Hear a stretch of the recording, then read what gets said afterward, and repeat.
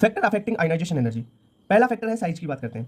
किसी भी element metal की साइज जितनी ज्यादा होगी उसकी आयनाइजेशन एनर्जी उतनी ही कम होगी, यानी आयनाइजेशन एनर्जी साइज के इनवर्सली प्रोपोर्शनल होती है। कैसे? आयनाइजेशन एनर्जी का मतलब ही क्या है कि कोई गैसियस आइसोलेटेड एटम है, उसमें से लूजली बाउंड इलेक्ट्रॉन को अपन को निकालना है। अगर साइज बड़ी होगी, देखो साइज बड़ी है तो उसमें से इलेक्ट्रॉन निकालना भाई आसानी से निकाल पाओगे उसमें से इलेक्ट्रॉन आप, तो आयनाइजेशन एनर्जी उसकी साइज बड़ी है तो आयनाइजेशन एनर्जी कम होगी, यानी कम एनर्जी देके ही आप इलेक्ट्रॉन निकाल लोगे।